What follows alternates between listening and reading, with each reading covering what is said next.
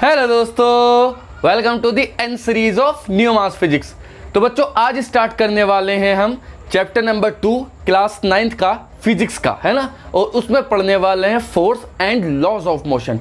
मतलब पहले चैप्टर में हमने केवल मोशन के बारे में पढ़ा था कि मोशन क्या चीज़ होती है, किस किस के मोशन कैसे होता है और कौन कौन से फैक्टर्स मोशन पे डिपेंड करते हैं।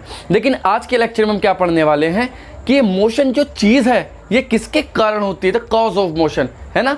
कॉज ऑफ मोशन मतलब जैसे ये मार्कर है, हमने पहले चैप्टर में क्या पढ़ा था कि मार्कर जो है ये चल रहा, तो इसके पास कितनी वेलोसिटी है, कितना एक्सेलरेशन है, कितनी डिस्टेंस है, कितना डिस्प्लेसमेंट है। लेकिन अगर हम बात करें कि ये किसके कारण चल रहा, तो देखो ये रखा था मार्कर, तो अपने आप तो चलेगा नहीं है, तो क्या करना पड़ेगा, पीछे से एक फोर्स लगाना पड़ेगा।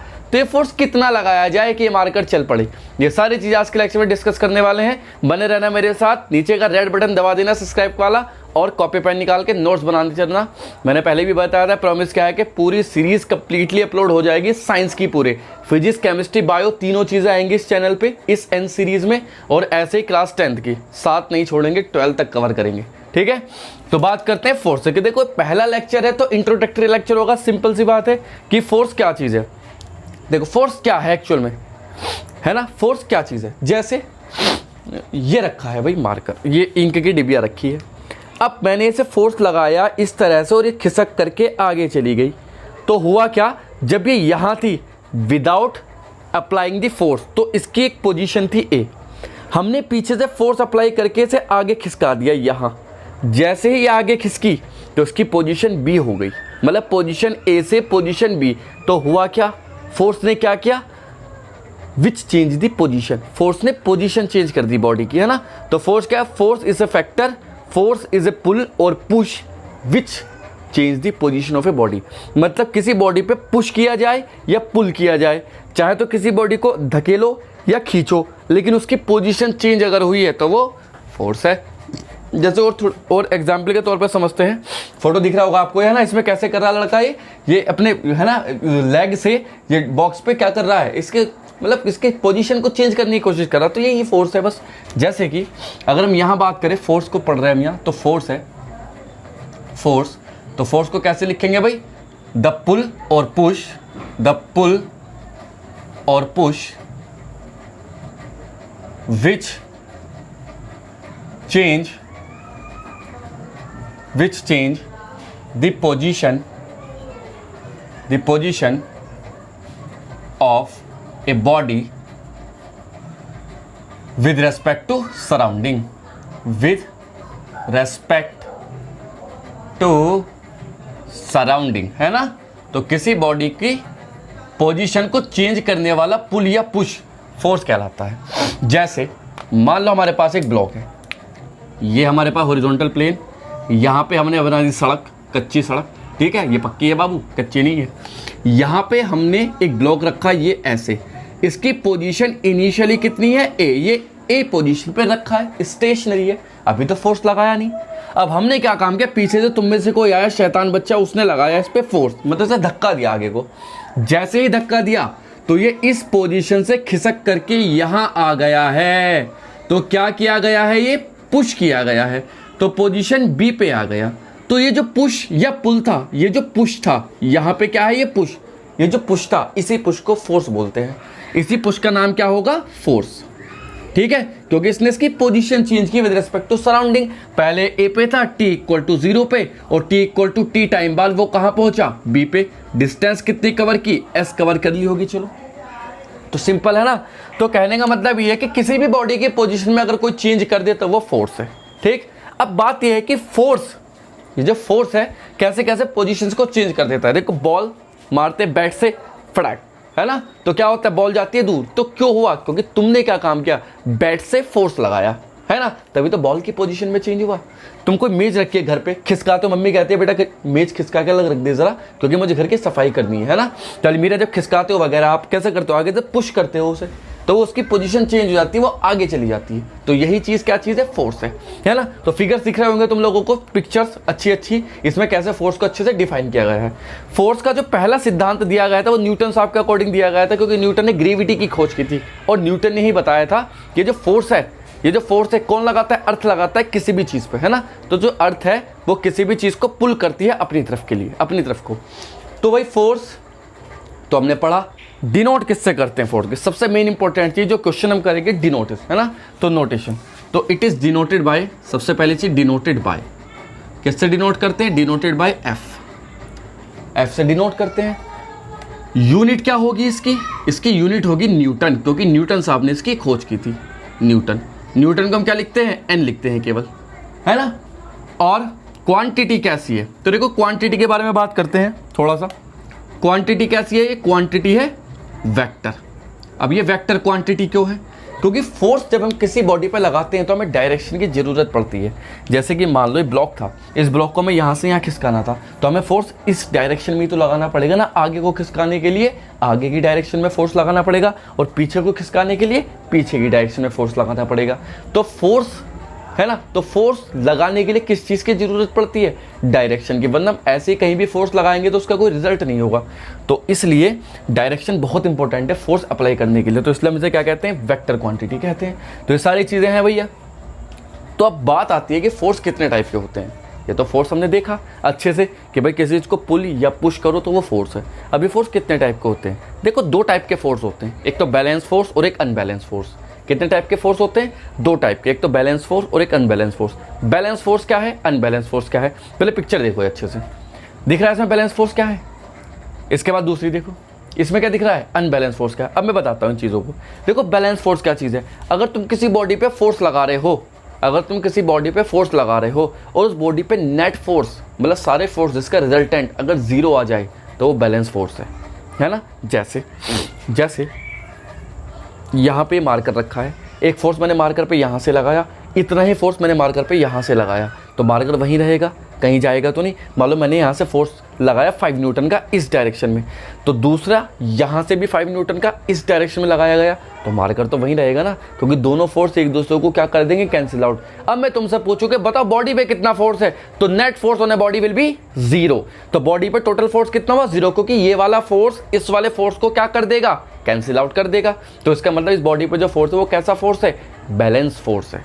लेकिन वही अनबैलेंस फोर्स की बात करें तो क्या होगा? देखो यही मान लो 3 न्यूटन का फोर्स यहाँ से लगाया गया इस मार्कर पे, और 5 न्यूटन का फोर्स यहाँ से लगाया गया इस मार्कर पे, तो मार्कर किस डायरेक्शन में मूव करेगा?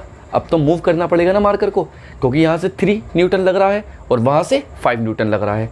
तो जब 3 न्यूटन यहाँ से लगाएंगे और 5 न्यूटन यहाँ से लगाएंगे तो 5 न्यूटन वाला 3 न्यूटन को कैंसिल करेगा, 3 से 3 कैंसिल, बचा कितना 2, और 2 न्यूटन वाला से आगे खिसका देगा। तो मतलब अगर बॉडी मूव कर रही है तो एक ऐसा फोर्स है? अनबैलेंस फोर्स है।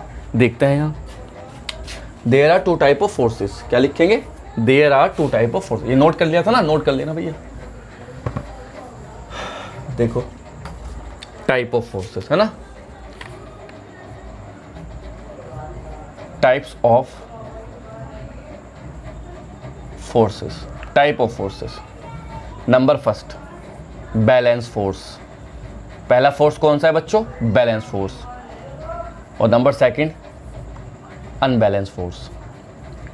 नंबर फर्स्ट है बैलेंस फोर्स और नंबर सेकंड है अनबैलेंस फोर्स। मतलब बैलेंस फोर्स वो फोर्स जब किसी बॉडी पे टोटल फोर्स निकाले तो वो 0 आना चाहिए। जैसे कि हमें एग्जांपल के तौर पे समझते हैं, मान लो हमारे पास ये ब्लॉक है, यहाँ पे रखा है ये ऐसे, ठीक,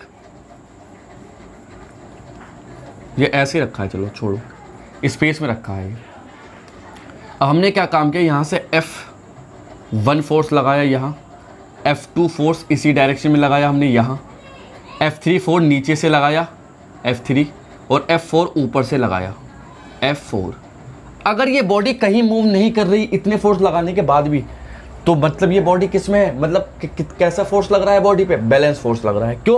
क्योंकि ये वाला फोर्स इसे कैंसिल आउट कर देगा और ये वाला फोर्स इसे कैंसिल आउट कर देगा। लेकिन किस कंडीशन में? जब सारे फोर्स क्या होने चाहिए? इक्वल मैग्नीट्यूड के होने चाहिए भैया। अगर ये 5 है तो ये भी 5 का होना चाहिए, और ये 2 है तो ये भी 2 न्यूटन का होना चाहिए, तभी ये इससे कैंसिल आउट, ये इससे कैंसिल आउट हो पाएगा, और नेट फोर्स क्या आ जाएगा? 0।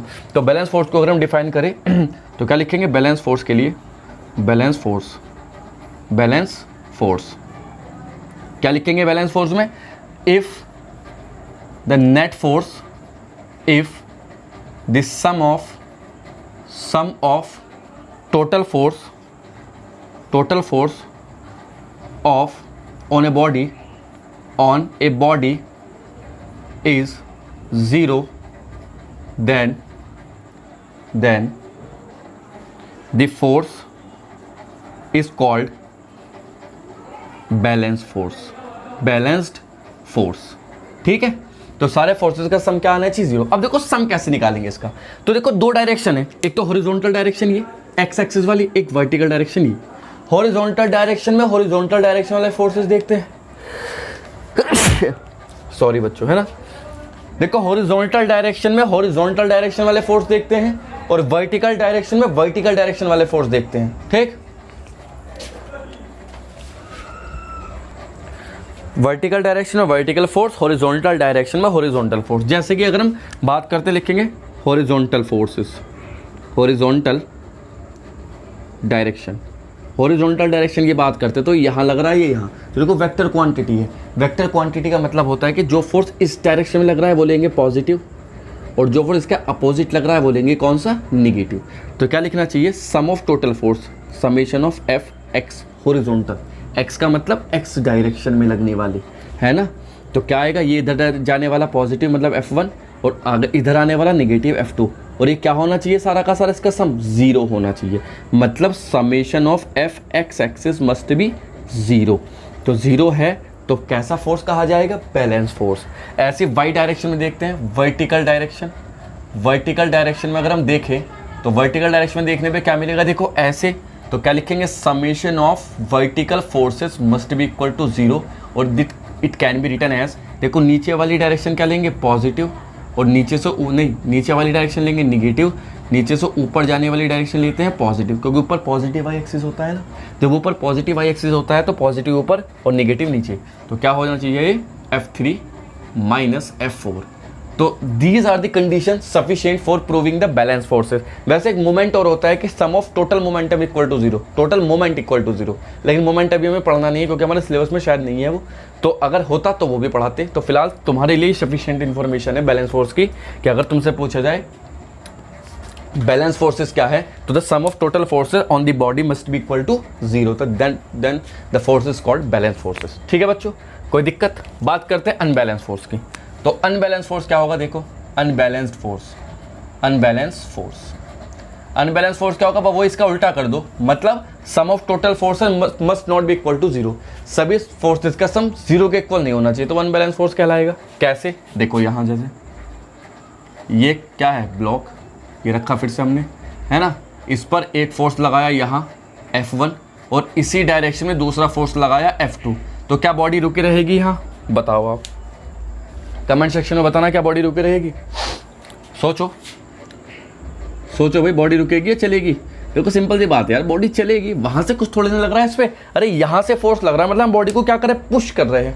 जब हम बॉडी को पुश कर रहे हैं तो ये बॉडी अपनी पोजीशन चेंज करेगी. और पुश बॉडी क्यों हुई, क्योंकि बॉडी ने पोजीशन चेंज क्यों की, क्योंकि हमने उसे पुश किया. और पुश करने का मतलब बॉडी पे अनबैलेंस फोर्स वर्क कर रहा है, तभी तो बॉडी मूव कर रही है. अनबैलेंस फोर्स है. तो क्या लिखना चाहिए, अगर हम यहाँ बात करें अनबैलेंस फोर्स तो क्या लिखेंगे, क्या, if the sum of total force या नेट फोर्स बोलते हैं, total force on a body is not equal to 0, not equal to 0, then the force is called unbalanced force. तो अनबैलेंस फोर्स होगा तो कैसे लिखेंगे, summation of F X direction not equal to 0, है ना. अब बात भी सही, देखो दोनों फोर्स सेम डायरेक्शन में लग रहे हैं. जब दोनों फोर्सेस सेम डायरेक्शन में लग रहे हैं तो अगर सेम डायरेक्शन में है तो ये भी पॉजिटिव लिया जाएगा, ये भी पॉजिटिव लिया जाएगा. तो क्या आ जाना चाहिए, F1 plus F2 must not be equal to 0. तो it is called a unbalance force condition of unbalance force. तो बात समझ में आई, बैलेंस फोर्स क्या होते हैं और अनबैलेंस फोर्स क्या होते हैं. कुछ पिक्चर्स दिखा रहा हूँ मैं यहाँ बैलेंस फोर्स और अनबैलेंस फोर्स से रिलेटेड, ये देख करके समझ में आ जाएगा तुम लोगों को कि बैलेंस फोर्स क्या चीज़ होती है और अनबैलेंस फोर्स क्या चीज़ होती है ना। तो ये चीज़ें थी हमारे लिए बैलेंस फोर्सेस की और अनबैलेंस फोर्सेस की। हालांकि बहुत कुछ है चैप्टर में पढ़ने के लिए। इस चैप्टर में आगे बढ़ने से पहले मुझे कुछ 2-3 चीज़ें तुम्हें सिखानी है जिससे कि तुम आगे चल के कोई गलती ना कर पाओ, है ना। कुछ बेसिक चीज़ें फोर्स के बारे में मुझे बतानी है। फिर हम लॉज ऑफ मोशन पढ़ेंगे जो कि सबसे इंपॉर्टेंट है। इस चैप्टर की बैकबोन ही है लॉज ऑफ मोशन, है ना, न्यूटन लॉज ऑफ मोशन, जो न्यूटन साहब ने कुछ लॉज दिए थे हमें। तो वो तो हमें नेक्स्ट लेक्चर में पढ़ेंगे, अभी तो नहीं पढ़ सकते, हालांकि टाइम नहीं है इतना, मतलब वीडियो लंबी हो जाएगी। वीडियो लंबी हो जाती है तुम देखते नहीं, कहते सर वीडियो लंबी हो रही है, हम बोर महसूस कर रहे हैं। तो अब क्या कर सकते, तुम लोगों का भी ख्याल रखना पड़ता है, लेकिन तुम लोग शायद हमारा ख्याल नहीं रख पाते, चैनल को सब्सक्राइब ही नहीं करते। तो चैनल को सब्सक्राइब करके बेल आइकन दबा लेना और वीडियो को शेयर करो भाई, जिससे तुम लोगों के फ्रेंड देख पाए। ये नॉलेज अपने पास मत रखो, सब में फैलाओ, है ना। रिवॉल्यूशन क्रिएट करना है फिजिक्स वाला सर की तरह, है ना। हाँ चलो भाई बात करते हैं क्या, ये तो हो गई बातें। मैं तुम्हें कुछ बेसिक चीज़ें बताता हूँ, तो इंपॉर्टेंट पॉइंट्स लिखना, सम इंपॉर्टेंट पॉइंट्स, है ना। सम इंपॉर्टेंट पॉइंट्स देखते हैं भाई क्या क्या फोर्स, सम इंपॉर्टेंट पॉइंट्स क्या है। Some important points, some important points, important points, some important points. देखो इंपॉर्टेंट पॉइंट्स क्या है। Number first, addition of forces, addition of forces. Forces को कैसे ऐड करते हैं, है ना, जरूरत पड़ेगी न्यूमेरिकल करते हुए, तो ध्यान रखना addition of forces. Number first देखो कैसे, मान लो हमारे पास कोई बॉडी है, मान लो हमारे पास क्या एक बॉडी है, इस बॉडी पे फोर्स लग रहा है इस तरह से, एक फोर्स ये लगाया F1, एक फोर्स ये लगाया F2 और एक फोर्स यहीं पे लगाया F3। इसी डायरेक्शन में सारे फोर्स लगाए। अगर सारे फोर्सेस एक ही डायरेक्शन में लग रहे हैं तो उन्हें ऐड करना है। अगर सभी फोर्सेस की डायरेक्शन सेम है तो टोटल फोर्स पूछा जाए तो टोटल फोर्स निकालने के लिए सारे फोर्सेस को क्या कर देंगे, ऐड कर देंगे। तो अगर हम यहाँ पूछा जाए नेट फोर्स, अगर हमसे पूछा जाए नेट फोर्स ए, है ना, नेट फोर्स, तो नेट फोर्स में कैसे लिखेंगे, देखो sum of total forces F1 plus F2 plus F3, ये है नेट फोर्स निकालने का, equal to F net. Net force अगर पूछा जाए हमसे तो ऐसे निकाल सकते हैं। जैसे फॉर एग्जाम्पल की अगर हम बात करें, यहीं पे एग्जाम्पल लेते चल रहे हैं साथ साथ, जैसे कि मान लो ये बॉडी है, इस पर 2 न्यूटन का फोर्स यहाँ लगा, फिर 3 न्यूटन का लगाया पीछे से, फिर 5 न्यूटन का लगाया पीछे से। अब पूछा गया बताओ बॉडी ए पे कितना नेट फोर्स है ना, तो F net force on body a equal to क्या हो जाएगा, सबकी डायरेक्शन सेम है, 5 + 3 + 2, सिंपल। तो इसे हम जब ऐड करेंगे तो 5 से 10 न्यूटन का फोर्स टोटल हो जाएगा बच्चों यहाँ F0, ठीक है। आई होप समझ गए होंगे तुम। मतलब अगर if the direction of forces is same, if the direction of forces same then the force will be added, सारे फोर्सेस ऐड किए जाएंगे। अगर सारे फोर्स की डायरेक्शन सेम है तो फोर्स को क्या करना है, ऐड करना है, सिंपल। और देखते हैं बी पार्ट, अगर फोर्स की डायरेक्शन अपोजिट हो बच्चों तो क्या करना पड़ेगा, क्योंकि वेक्टर क्वांटिटी है तो डायरेक्शन मैटर्स, यहाँ डायरेक्शन मैटर करती है। जैसे मान लो ये पॉइंट O है, यहाँ पे इस डायरेक्शन में फोर्स लगा है F1, इस डायरेक्शन में फोर्स लगा है F2, ठीक है। अब नेट फोर्स पूछा जाए तो कैसे कैलकुलेट करेंगे, तो लिखेंगे नेट फोर्स एट O। अब O पे नेट फोर्स कैसे कैलकुलेट करेंगे इस कंडीशन में, तो देखो सिंपल, पहले देखो डायरेक्शन सेम है अपोजिट, तो डायरेक्शन तो अपोजिट है, अपोजिट है तो ये वाला लेते हैं पॉजिटिव और ये वाला कौन सा लेंगे, निगेटिव, है ना। ये वाला कौन सा लेंगे, अपोजिट है, यहाँ से अगर इसे एक्सिस मानेंगे हम तो इससे पीछे वाला निगेटिव, इससे आगे वाला पॉजिटिव, ठीक बात है ये तो अब बात ये है कि कैसे लिखेंगे। देखो जो फोर्स बड़ा है वो पहले लिखा जाएगा, तो पॉजिटिव वाला ऑब्वियसली बड़ा हो सकता है, तो यहाँ लिखेंगे F1। वैसे हम यहाँ मान के चल रहे हैं F1 is greater than F2, जरूरी नहीं है कि हमेशा पॉजिटिव ही बड़ा हो, कभी कभी ये भी बड़ा हो सकता है, तभी तो पीछे किसके की बॉडी, तो F1 माइनस F2। अब यहाँ माइनस लगाना पड़ेगा, क्यों, क्योंकि डायरेक्शन चेंज हो गई बाबू। जब डायरेक्शन चेंज हो गई तो क्या करना पड़ेगा, अगर डायरेक्शन चेंज हो जाती है तो हमें डायरेक्शन के अकॉर्डिंग फोर्सेस को रखना पड़ता है, तो ठीक है।